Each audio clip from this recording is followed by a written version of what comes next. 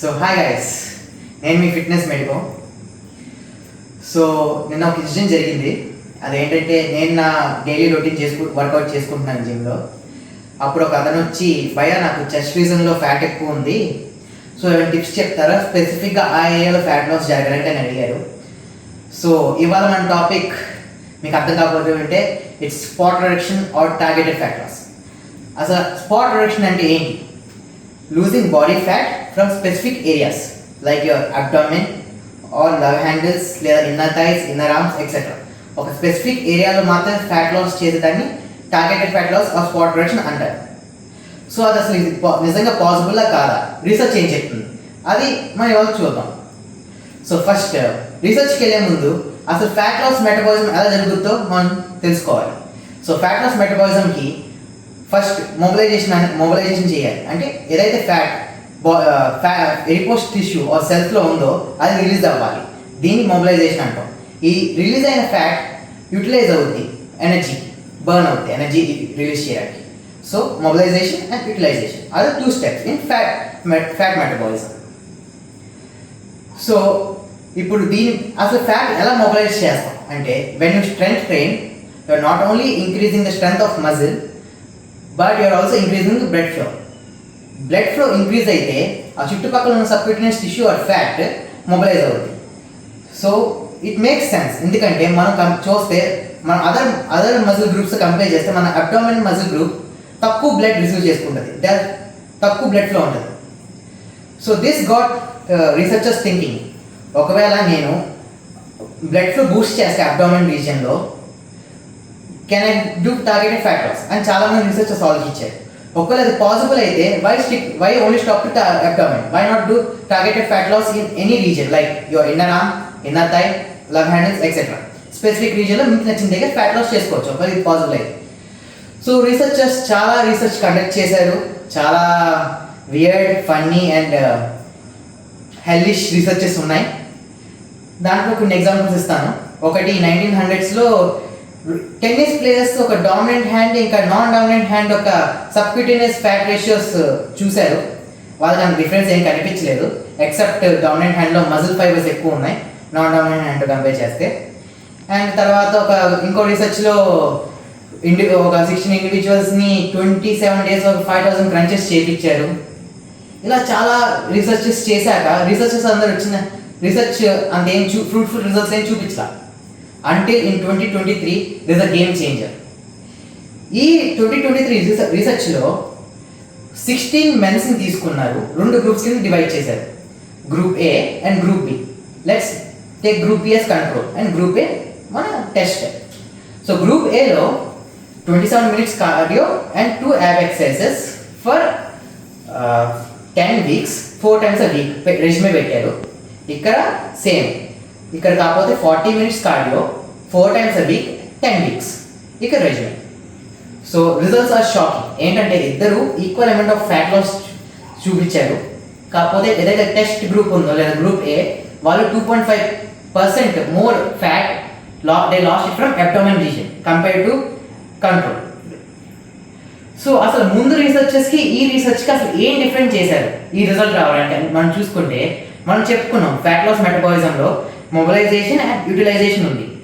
So ముందు researches వాళ్ళందరూ just they blindly focused on mobilisation.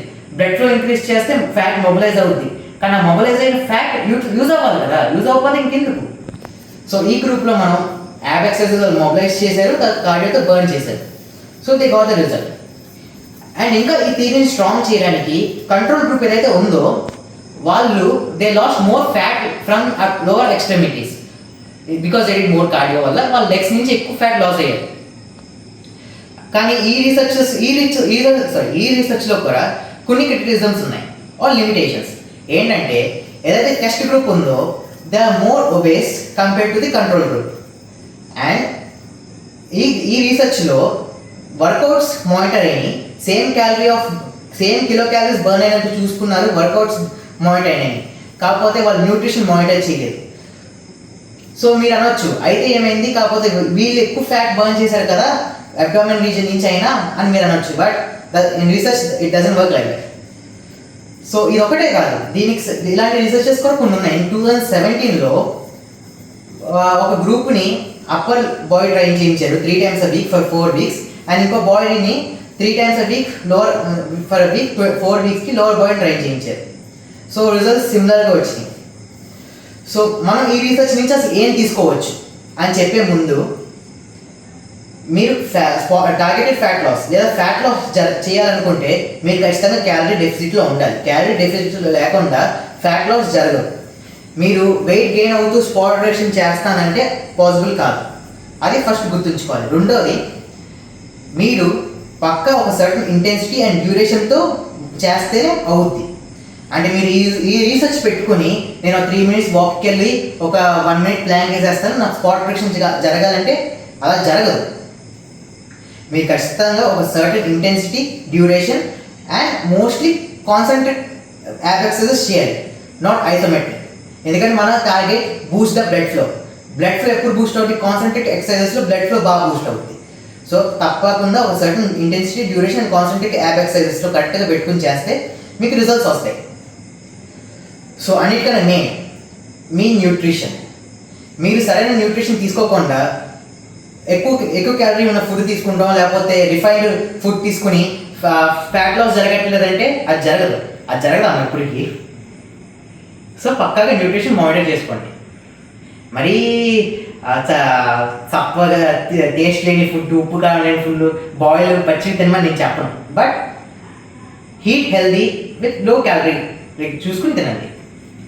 So ఒకవేళ మీరు నా ఒపీనియన్ అడిగితే, నువ్వు ఈ రెజిమేని ఫాలో అవుతావా లేదా ఈ రొటీన్ ఫాలో అవుతావా, అడ్వైస్ చేస్తావా అని అడిగితే, this research may have opened my mind to the positive light of spot reduction, but నేను చేయను. ఎందుకంటే చెప్తాను చూడండి. First, there is genetical factors.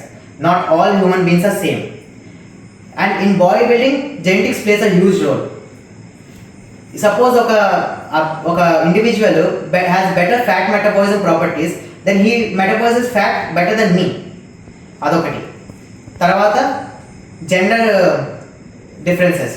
ఫిజియలాజికల్గా female stores more fat in abdomen and gluteus region then male. So ఈ physiological difference వచ్చింది, factor వచ్చింది. Third, training status. ఎవరైతే ఎక్కువ ఏరోబికల్గా యాక్టివ్గా ఉన్నారో వాళ్ళు VO2 max ఎక్కువ ఉంటుంది. ఈ VO2 max ఎక్కువ ఉండడం వల్ల డిఫరెన్స్ ఏం చేస్తుందంటే, they have better fat oxidizing ability compare to ఆ బిగినర్ ఆర్ ఇంటర్మీడియట్. ఇప్పుడు ఇంటర్మీడియట్ వచ్చిన బిగినర్లో కంపేర్ చేస్తే వాళ్ళు ఎక్కువ ఫ్యాట్ ఆక్సిడైజ్ చేస్తారు. తర్వాత ఫోర్త్ వచ్చి, సో ఇది ఒక 15% బాడీ ఫ్యాట్ ఉన్నవారు 12-10% బాడీ ఫ్యాట్ కావడానికి హెల్ప్ అవుతుందేమో, కానీ ఒక సీరియస్లీ ఓవర్ వెయిట్ పర్సన్కి హెల్ప్ అవ్వదు. కానీ మీరు నిజంగా చాలా టార్గెటెడ్ ఫ్యాట్ లాస్ కావాలనుకుంటే మాత్రం కలర్స్కి వెళ్ళిపోండి భయ్యా. వాళ్ళే చేయగలరు ఇక్కడ అలాంటివి మ్యాజిక్స్, మన వల్ల కావు. నేను జస్ట్ ఎవిడెన్స్ బేస్డ్గా ఏం పాసిబుల్లో ఏం ఫీజిబుల్ మాత్రం చెప్పగలను. మీరు మీ ఎఫర్ట్స్ పెట్టాలి డైట్లో కానీ వర్కౌట్లో కానీ, అప్పుడే మీకు ఏమైనా రిజల్ట్స్ కనిపిస్తాయి. So at last I would like to say that ఫ్యూచర్లో దీని మీద మరెన్నో డెవలప్మెంట్స్ వస్తాయని అనుకుంటూ, your fitness medico signing of.